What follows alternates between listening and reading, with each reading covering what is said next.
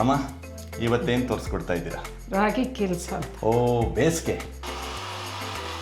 ಈ ಥರ ನುಣ್ಣಗೆ ರುಬ್ಕೋಬೇಕು, ಈ ಥರ ಸೋಸ್ಕೋಬೇಕು ನೀರು ಹಾಕಿ. ಈ ಥರ ಪಾತ್ರೆ ಇಟ್ಕೊಂಡು ಹಾಲು ಈ ಪಾತ್ರೆಗೆ ಹಾಕ್ಕೋಬೇಕು. ಈ ಕೈ ಆಡಿಸ್ತಾ ಈ ರೀತಿ ಕನ್ಸಿಸ್ಟೆನ್ಸಿ ಗಟ್ಟಿ ಆಗ್ತಾ ಇದೆ. ಈಗ ತುಪ್ಪ ಸವರಿದ ತಟ್ಟೆಗೆ ಸುರಿಬೇಕು ಈ ಥರ.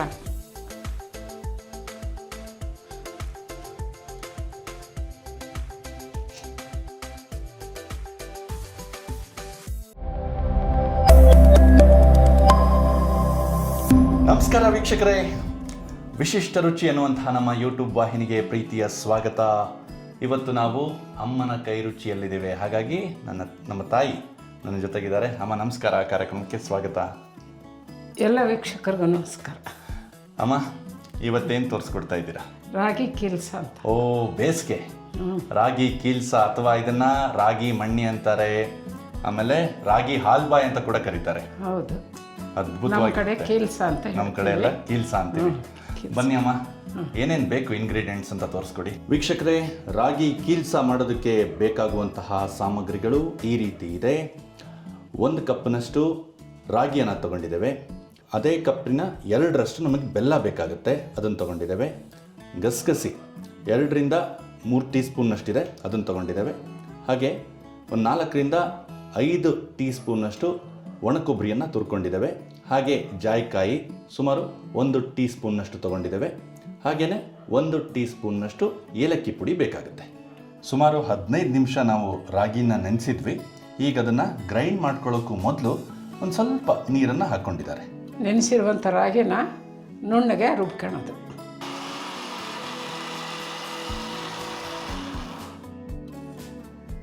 ಈ ಥರ ನುಣ್ಣಗೆ ರುಬ್ಕೋಬೇಕು. ರುಬ್ಕೊಂಡಾದ್ಮೇಲೆ ಇದಕ್ಕೆ ನೀರು ಹಾಕಿ ಸೋಸ್ಕೋಬೇಕು. ನೀರು ಹಾಕ್ಕೊಳ್ತಾ ನೀರು ಹಾಕ್ಕೊತಾ ಇದ್ದೀನಿ.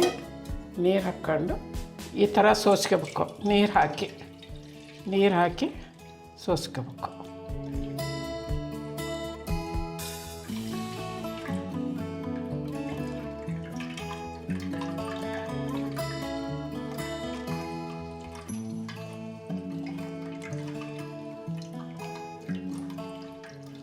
ರಾಗಿ ಹಾಲಷ್ಟೇ ಕೆಳಗೆ ಬರುತ್ತೆ, ಈ ಥರ ಮಾಡಬೇಕು. ಮಧ್ಯದಲ್ಲಿ ಬೇಕಾದಷ್ಟು ನೀರನ್ನ ಬೆರೆಸ್ಕೊಳ್ತಾ ಇದ್ದಾರೆ. ಈ ರೀತಿ ಒಂದು 3ರಿಂದ 4 ಸರಿ 4 ಸರಿ ನೀರು ಹಾಕಿ ತಕ್ಕೋಬೇಕು. ಬಿಳಿ ನೀರು ನಿಲ್ಲೋವರೆಗೂ ನೀರನ್ನ ಆ್ಯಡ್ ಮಾಡ್ಕೊಳ್ತಾ ಇರಬೇಕು. ಈಗ ಒಂದು ಸ್ವಲ್ಪ ಬಿಳಿ ಪ್ರಮಾಣ ಕಡಿಮೆ ಆಯ್ತಲ್ಲ? ಕಡಿಮೆ ಆಯ್ತು.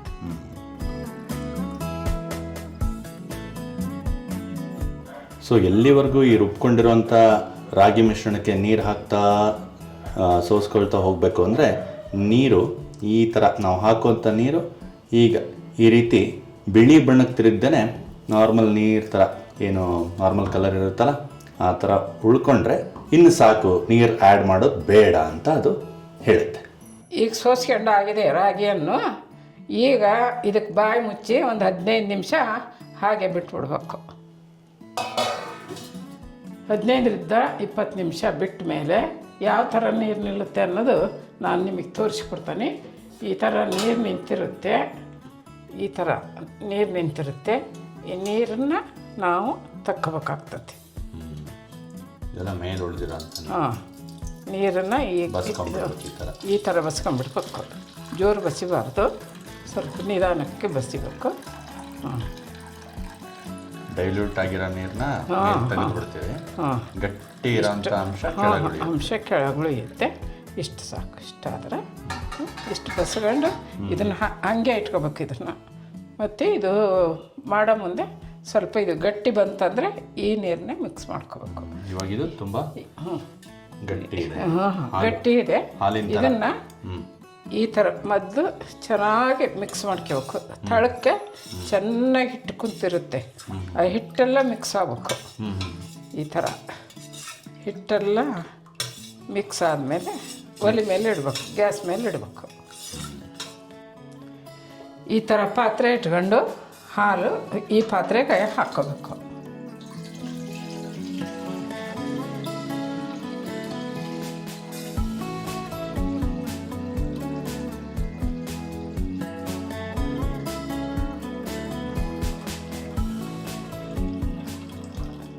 ಕೆಳಗಡೆ ಸ್ವಲ್ಪ ತೌಡು ನಿಂತಿದೆ, ಬಿಟ್ಬಿಡಮ್ಮ ಅಲ್ಲಿಗೆ.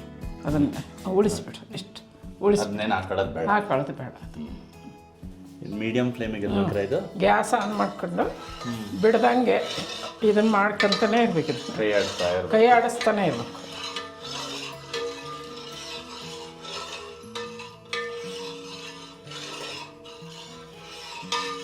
ನಿಮಗೆ ಯಾರು ಕಲಿಸ್ಕೊಟ್ಟಿದ್ದಮ್ಮ ಇದನ್ನ? ಇದು ನಮ್ಮ ತಾಯಿಯವರು. ನಿಮ್ಮ ತಾಯಿಯವ್ರು ಕಲಿಸ್ಕೊಟ್ಟಿದ್ದು. ಹೌದು ಹೌದು. ಅಮ್ಮನ ತವ್ರ ಮನೆ ರಾಣೆಬೆನ್ನೂರು. ರಾಣೆಬೆನ್ನೂರಲ್ಲಿ ಇದನ್ನ ಕಲ್ತಿದ್ದು ನೀವು? ಕಲ್ತಿರೋದು. ಹೌದು ಹೌದು. ನಮ್ಮ ತಾಯರು ಯಾವಾಗಲೂ ಬೇಸಿಗೆಯಲ್ಲಿ 15 ದಿವಸಕ್ಕೊಮ್ಮೆ 8 ದಿವಸಕ್ಕೊಮ್ಮೆ ಮಾಡ್ತಾನೆ ಇರ್ತಿದ್ರು. ಬೇಸಿಗೆಯಲ್ಲಂತೂ ಇದು ರಾಗಿ ತಂಪಲ್ಲ, ತಂಪಾಗಕ್ಕ ಇದನ್ನು ಬಿಸಿಲಿಗೆ ತಿಂದರೆ ಚೆನ್ನಾಗಿರುತ್ತೆ ಅಂಥೇಳಿ ಈ ಥರ ಕೈ ಆಡ್ತಾ ಇದ್ದಾರೆ. So medium to high flame ಇಟ್ಕೊಂಡು ಈ ಥರ ಕೈ ಆಡಿಸ್ತಾನೆ ಇರ್ಬೇಕು. ಬಿಟ್ಟರೆ ಗಂಟಾಗ್ಬಿಡುತ್ತೆ. ಬಿಟ್ಟರೆ ಗಂಟಾಗುತ್ತೆ. ಅದಕ್ಕೆ ಕೈ ಆಡಿಸ್ತಾನೆ.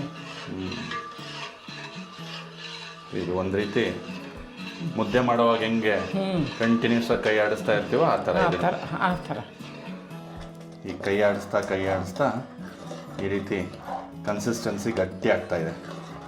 ಈ ಥರ ಗಟ್ಟಿ ಆಗ್ತಾ ಬಂದಂಗೆ ಸ್ವಲ್ಪ ಫ್ಲೇಮ ಕಡಿಮೆ ಮಾಡ್ಕೋಬೇಕು.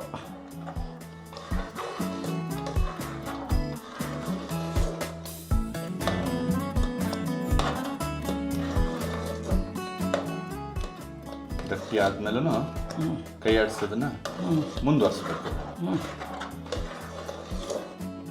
ಇವಾಗ ಗುಳ್ಳೆ ಬರ್ತಾ ಇದೆ. ಈ ಗುಳ್ಳೆ ಬರೋವಂಥ ಪಾಯಿಂಟಿಗೆ ಸರಿಯಾಗಿ ನಾವು ಬೆಲ್ಲನ ಬೆರೆಸ್ಬೇಕಿದೆ. ಈಗ ಬೆಲ್ಲ ಬೆರೆಸ್ಬೇಕು. 1 ಕಪ್ ರಾಗಿಗೆ 2 ಕಪ್ಪು ಬೆಲ್ಲ ತಗೊಂಡಿದ್ದೀವಿ. ಬೆಲ್ಲ ಹಾಕೊಳ್ಳಿ.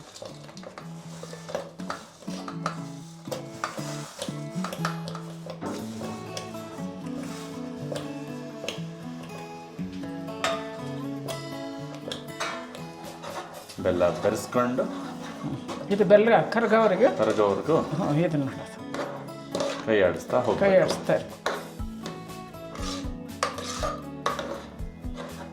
ಸೊ ಈ ಬೆಲ್ಲ ಕರಗಿದೆ ಅಂತ ನಮಗೆ ಯಾವಾಗ ಕರೆಕ್ಟಾಗಿ ಗೊತ್ತಾಗತ್ತಮ್ಮ? ಇದರಲ್ಲಿ ಕಣ್ಣೆ ಉಳಿಬಾರ್ದು. ಎಲ್ಲ ಬೆಲ್ಲ ನೀಟಾಗಿ ಕರಗಬೇಕು. ಕರಗಿದ ಮೇಲೆ ಅದು ಪೂರ್ತಿ ಬಂದಿದೆ ಅಂತ ಅರ್ಥ. ಈಗ ಮತ್ತೆ ಬೆಲ್ಲ ಹಾಕಕ್ಕೂ ಮೊದಲು ಹೇಗೆ ಗುಳ್ಳೆಗಳು ಬಂದಿತ್ತು, ಅದೇ ಥರ ಗುಳ್ಳೆಗಳು ಬರ್ತಾ ಇದೆ.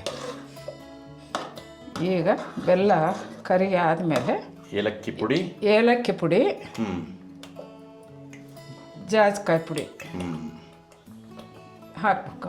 ಇವಾಗ ಹಾಕಿ ಚೆನ್ನಾಗಿ ಮಿಕ್ಸ್ ಮಾಡ್ಕೋಬೇಕು. ಇವಾಗೆಲ್ಲ ಬೆಲ್ಲ ಕರಗಿದೆನಾ? ಎಲ್ಲ ಏನು ಒಂದು ಪೀಸ್ ಉಳಿದಿಲ್ಲ, ಎಲ್ಲ ಚೆನ್ನಾಗಿ ಕರಗಿದೆ. ಉಳಿದು ಬಿಟ್ರೆ ಹಂಗೆ ನಾವು ಆ ಪೀಸ್ನ ತಿನ್ನೋವಾಗ ಸ್ವೀಟಿಂದು ಮಧ್ಯ ಬೆಲ್ಲದ ಕಣ್ಣೆ ಬರೋ ಇಲ್ಲ, ಅದು ಬರಬಾರ್ದು.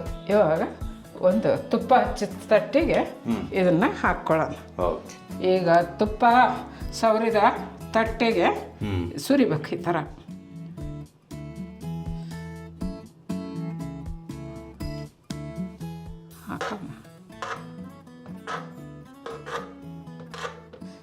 ಕೊಬ್ಬರಿ ಹಾಕ್ತಾ ಇದ್ದೀರಾ?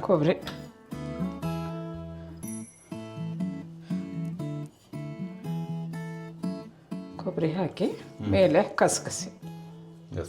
ಗಸಗಸೆನ ಈ ಥರ ಉದುರಿಸ್ಕೊಳ್ಳೋದು. ಈ ಥರ ಚೆನ್ನಾಗಿ ಕುದ್ದಾದ್ಮೇಲೆ ಹಿಂಗೆ ತಟ್ಟಿಗೆ ಹಾಕಿ ಮೇಲೆ ಕಸಕಸಿ ಕೊಬ್ಬರಿ ಹಾಕಿ ಒಂದು 6 ತಾಸು ಬಿಟ್ಟುಬಿಡ್ಬೇಕು. ಈಗ ಕೀಲ್ಸ ರೆಡಿ ಇದೆ ಅಲ್ಲಮ್ಮ? ರೆಡಿ ಇದೆ. ಈಗ 5-6 ತಾಸು ಆದಮೇಲೆ ರೆಡಿ ಇರುತ್ತೆ. ಅದನ್ನು ಇವಾಗ ಕಟ್ ಮಾಡಿ ತೋರಿಸ್ತೀನಿ. ಈ ಚಾಕುಗೆ ಸ್ವಲ್ಪ ತುಪ್ಪ ಹಚ್ಕೊಂಡು ಈ ಥರ ಕಟ್ ಮಾಡಿ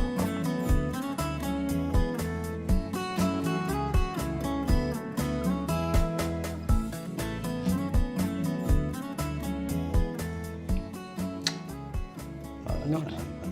ಯಾವ ಥರ ಬರುತ್ತೆ ನೋಡಿ, ಇಷ್ಟು ಸ್ಮೂತಾಗಿ ಯಾವ ಥರ ನಡಕ್ತಾ ಇದೆ ನೋಡಿ.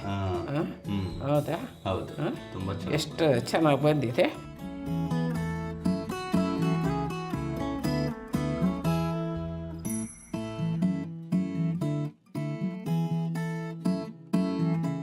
ರಾಗಿ ಕೆಲಸ ರೆಡಿ ಇದೆ. ಈಗ ತಿಂದು ಹೆಂಗಿದೆ ಅಂತ ಹೇಳಿ. ಇದಕ್ಕೊಂದು ಸ್ವಲ್ಪ ಮೇಲೆ ತುಪ್ಪ ಹಾಕೊಂಡು ತಿಂದರೆ ಇನ್ನೂ ರುಚಿ ಜಾಸ್ತಿ ಆಗುತ್ತೆ. ಥ್ಯಾಂಕ್ಸ್. ನೋಡಿದ್ರಲ್ಲ ವೀಕ್ಷಕರೇ, ತುಂಬಾ ಸಿಂಪಲ್ಲಾಗಿ ಮಾಡಿದ್ದಾರೆ. ಅದು ಕೂಡ ಈಗ ಬೇಸಿಗೆ ಸಮಯ, ಹಾಗಾಗಿ ಈ ಟೈಮಲ್ಲಿ ಮಾಡ್ಕೊಂಡು ತಿಂದರೆ ನಮ್ಮ ಆರೋಗ್ಯಕ್ಕೂ ಕೂಡ ಇದು ತುಂಬಾ ಸಾಕಷ್ಟು ಬೆನಿಫಿಟ್ಸನ್ನು ಕೊಡುತ್ತೆ. ನಿಜಕ್ಕೂ ಬಹಳನೇ ಸ್ಮೂತಾಗಿ ಬಂದಿದೆ. ಒಳ್ಳೆ ರಾಗಿ ಕೇಕ್ ಅಂತಲೇ ಹೇಳ್ಬೋದು, ಆ ರೀತಿ ಇದೆ ಇದು.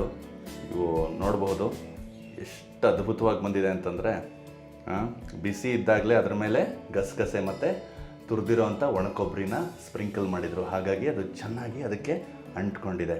ಈಗ ತಿಂದ್ಬಿಟ್ಟು ಹೇಗಿದೆ ಅಂತ ಹೇಳ್ತೀನಿ. ಬಾಯಿಗೆ ಸಿಗ್ತಾನೆ ಇಲ್ಲ ಅದು. ಕರಗಿ ನೇರವಾಗಿ ಒಳ್ಳೆ ಜಾರು ಬಂಡೆ ಆಡ್ಕೊಂಡು ಬಾಯಿಂದ ನೇರವಾಗಿ ಗಂಟ್ಲು ಮೂಲಕ ಹಾದು ಹೋಗ್ತಾ ಇದೆ. ಹಾಗೆ ಜಾರ್ಕೊಂಡು ಹೋಗ್ತಾ ಇದೆ.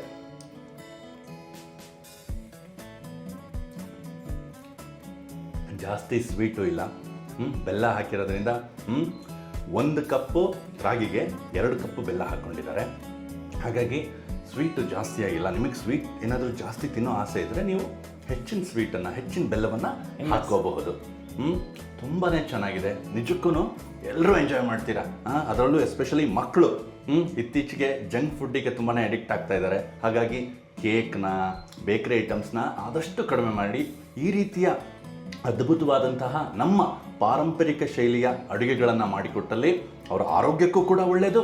ಹಾಗೆಯೇ ಈ ರೀತಿಯ ವಿಶಿಷ್ಟ ರುಚಿಗಳೇನಿದಾವಲ್ಲ, ಅಂದರೆ ನಮ್ಮ ತಲೆತಲಾಂತರಗಳಿಂದ ಪಾಸ್ ಆಗ್ತಾ ಬಂದಿರುವಂತಹ ಈ ಅದ್ಭುತವಾದಂತಹ ತಿನಿಸುಗಳೇನಿವೆಯಲ್ಲ, ನಾವು ಮುಂದಿನ ಪೀಳಿಗೆಗೆ ಇದನ್ನು ನಾವು ಅವ್ರಿಗೆ ಕೊಟ್ಟ ಹಾಗಾಗುತ್ತೆ. ಏನು ಹೇಳ್ತೀರಾ ವೀಕ್ಷಕರೇ?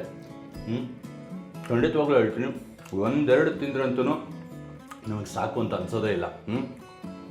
ನೀವು 4-5 ಪೀಸ್ ತಿಂದರೆ ಹೌದಪ್ಪ ಒಂಚೂರು ತಿಂದಿದ್ದೀವಿ ಅಂತ ಅನಿಸುತ್ತೆ.